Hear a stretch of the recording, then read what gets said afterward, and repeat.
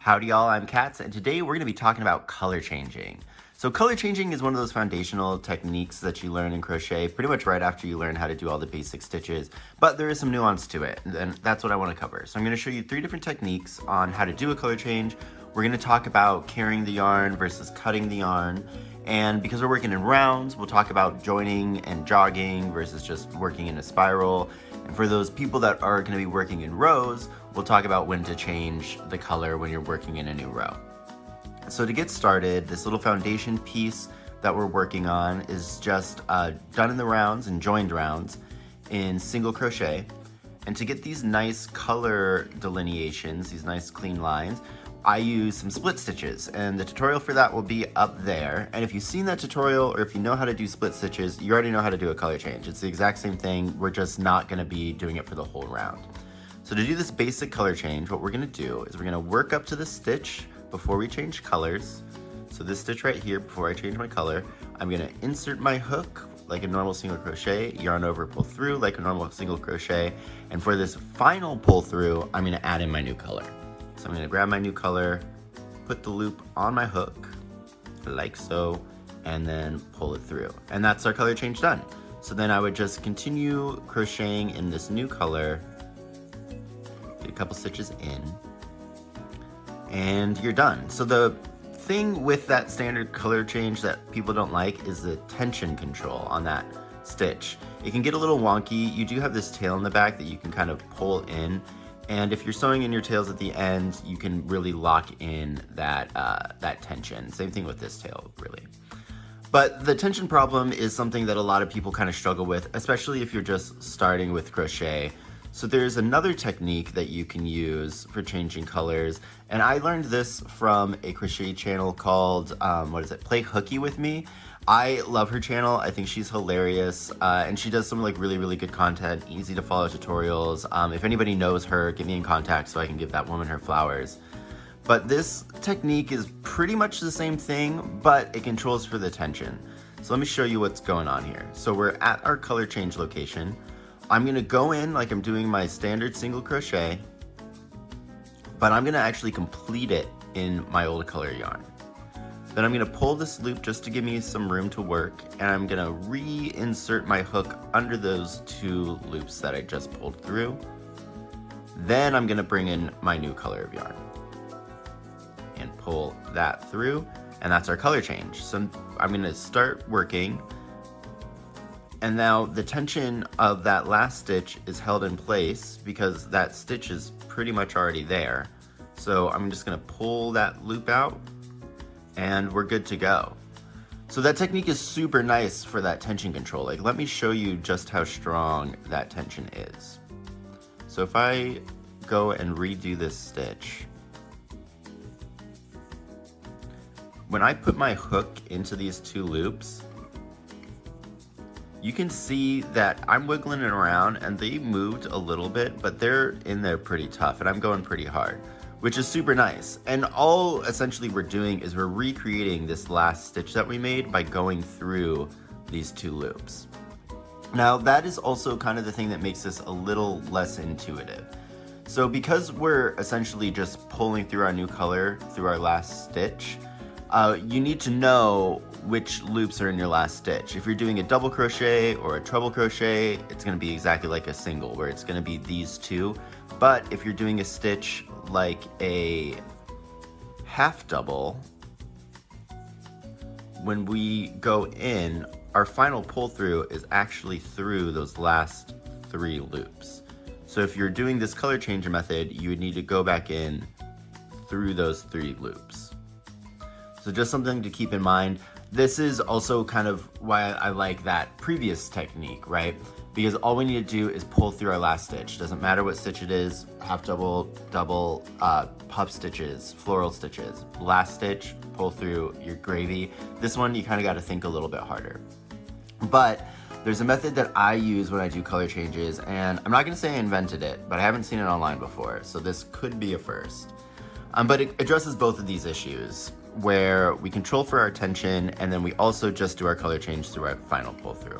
So what I like to do is when I'm approaching my color change, the stitch before the stitch of the color change I'll put in my hook, and I'm just gonna lock in my new color to begin with. So I'll wrap it around my hook, pick up the color that I'm actually working on. Oop.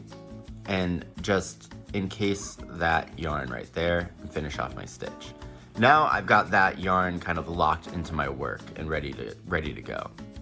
So then when I do my next stitch, where I do my color change, my final pull through, I'm gonna pick up my new color, and my new color is locked in there.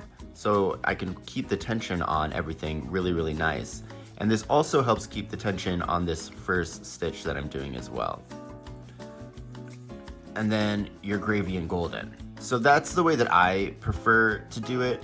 And again, that one has its problems too, where if we're doing like a whole bunch of different quick color changes, you can't always anchor in your yarn, but it is kind of a nice way to do both things, where we can do just our final stitch so we don't have to think that hard about which loops we have to go through, and we can have our yarn anchored at the same time. So those are the 3 methods of doing color changes. Now let's talk about what to do with our tails. Now, the thing that you should do with your tails is sew them in. I know it's annoying, but it's gonna be the most secure thing, especially if you're gonna be doing garments, blankets, if you're making amigurumi as toys to give to kids that are gonna be roughhousing with them. Those you're gonna wanna weave in your tails. I'm gonna show you some other techniques, because like in a situation that we have here, right? Where I've got the blue, then I'm doing yellow, then I'm going back into the blue. You don't necessarily want to cut your yarn tails for each one of these color changes, right? Because you'd have a tail for the blue, tail for the yellow, tail for the yellow, tail for the blue for each row of that. So we don't really want to do that. What we're going to do is we're going to carry the yarn. We're still going to have to weave in 1 or 2 ends, but we're not going to have to weave in 20. So it's a trade-off. Let me show you the ways that people will carry their yarn. Now, the intuitive way that you would think you would want to do is you would just want to put in your hook and just carry that yarn through every stitch of the color change all the way over. So I've got my yarn over my hook when I make my next loop, and it locks it in place.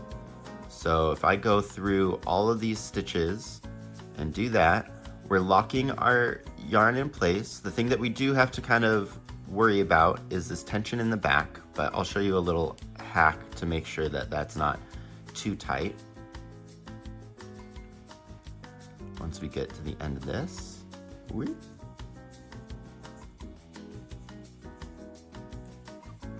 okay. So if we're at the end of this, and let me just show you how this works. So if this blue, if we held this blue a little too tight, then we might have our work get cinched up like that, which is what we don't want. So at the end, when you're about to do color change, just give it a nice little tug and work it out to be the correct tension.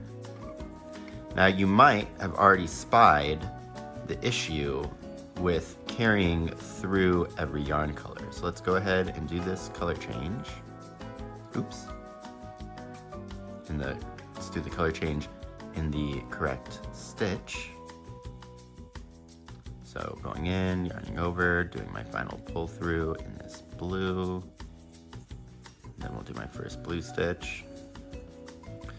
So the issue when we're carrying our yarn through every stitch is we get little pops of that yarn color. Now to be fair, I'm using 2 colors that are pretty high contrast, but this is still going to be visible in any kind of yarn that you use. If you use smaller yarn, it's going to be a little less visible, but it will still be there, especially once this gets like stretched and moved about. And this is like not normally what you want. If you're trying to do some visual mixing, like let's say you want to have like a gradient kind of transition, this might kind of be a good option. But in general, it's not kind of going to be what you want to do. But there is another way of carrying your yarn that's a little bit nicer. So we got to think that when we're carrying this yarn, we're adding a whole bunch of bulk to that stitch. And that is making the stitch bigger, which is making those colors show. So you see this a lot in this style called like Fair Island knitting, or yes, maybe there's Fair Island crochet, but it's used in color work on sweaters a lot. So what we're gonna do is after we complete our color change, this first stitch, we don't want to add any extra bulk to it, so I'm not gonna pick up the yarn in the back. Now in the next stitch, I am gonna pick it up. So put it over, grab it, got it in there. And then now I'm gonna skip picking it up and then picking it up and kind of alternate. So the standard is about like 2 or 3 stitches. I usually go for 2 because to me it feels more secure, but I'm not picking up my yarn. I'm not picking up my yarn. I am picking up my yarn. And then I'm not picking up my yarn, not picking up my yarn, am going to pick up my yarn. And then this is kind of the same idea where I don't want to have my final pickup be at my color change because I don't want to add that extra bulk. So when I go to do my color change now, I'm gonna stretch it out, make sure my tension's good on that back strand. I'm gonna go in and just do my color change as normal. So my final pull through is gonna be in that blue, and then I'm gonna just continue working in that blue. Now for some extra security, what you might wanna do is, even though we're gonna have to weave in this yellow and we're not using it anymore, after we do our first color change stitch, we'll just grab that guy and lock that in there, just so that it's easier for us to work as we keep on going. But there you go. So now we have the yarn to work over here. We didn't create a whole bunch of ends, and we can't see it in the stitches. So if I pull this even, you don't really get any of that blue showing through. The back's gonna look something like this, where we have these little guys that are called floats in the back. Again, we don't want to make these too long, so with this yarn, we probably need to do it every 2 stitches, because how long is this? This is about 1 centimeter, maybe 1/2 inch. But if you're using a smaller yarn, you could probably get away with doing it every like 3 stitches, just a heads up. But that's kind of a vibes-based assessment, and you're kind of gonna have to work that out for yourself. So now let's talk about, real quick, color changing for all of you row workers and how we would do it if we're creating stripes, right? So we're gonna pretend that I'm working in rows here, just in my single crochets, and I'm approaching the end of my row. And remember, our basic idea for a color change is our last stitch before the color change needs to be completed in that new color. So if this is the last stitch of my row, I'm gonna pull up, I'm gonna add in my new color, because it's the last stitch of my row. Then to start my new row, I'm gonna start it however you normally would. So I usually like to do a chain 1, a turn, and then go in with my next stitch. Let's throw a couple of those on there. And there we go. So now we have a nice color change where each row is fully its own color. Remember the principle, it's the last stitch before the color change is going to be the new color. Now when we're working in rounds, it's not as intuitive, but it is kind of the same idea, let's say. So I'm gonna continue this. So this is a joined round. So I'm at my end of my round now. I'm gonna join with a slip stitch. And then this is technically where my color change is happening, right? So when working in join rounds, my next stitch is going to be a chain 1. And that chain, the final stitch of that chain is gonna be in my new color, which essentially just equates to that chain being in the new color. And then I'm gonna pick this up and I'm gonna continue crocheting along. And there we go. Now we have our nice clean color change in our joined round. So it looks like that's gonna come up, but because we're gonna be doing our slip stitch into here, it's gonna pull that color down, so it's gonna look like that transition right there. And let's talk about jogging now. So the reason that I work in joined rounds is because it makes these rounds straight, right? What happens when you work in a spiral is you're constantly building off of that other round. So once you get to the end of your round, like up here, this stitch is a whole height difference than that other one. So what happens is you get this kind of stepped pattern. These are done in split stitches, these are just done in regular crochet, but you get this step pattern going down and your stripes don't match up. So from the front, nice straight stripes from the back, crazy jagged mess. So that's why you would do these joined rounds, to kind of prevent this jogging join, which is the stepping and the little angularity to it. Now, there's a whole bunch of different ways to stop this that aren't working in joins. There's different stitch techniques. I'm gonna cover those in a different video because that's gonna be more of like one of our deep dives as opposed to just like a quick, I don't know what you call this, like a demo kind of a situation. But yeah, that'll be in the future, and that's the video for today. So I hope you learned a lot about color changes. Please leave any comments or questions you might have. Like the video, subscribe. I don't even know what sharing the video is. Maybe tell your friends. Do people post videos on social media? I don't know. But please do it. I'm a baby YouTuber trying to grow. And yeah, I love bringing this stuff. Our next major crochet along, I'm super excited for. It ended up lining up with something else that's going on, unbeknownst to me, which is super cool. And we're gonna be doing some color changes in it. So I think it's good that we kind of know these 3 different methods, because then we can know when one's gonna work in the application and one's not, right? Like all the pros and cons, we can choose which method we wanna use when we're kind of crocheting along. But yeah, that's gonna be the video for today. I will see you guys later, bye. Or no, I'm not. What am I saying? Can you guys hear that? There's just like a constant soft tapping.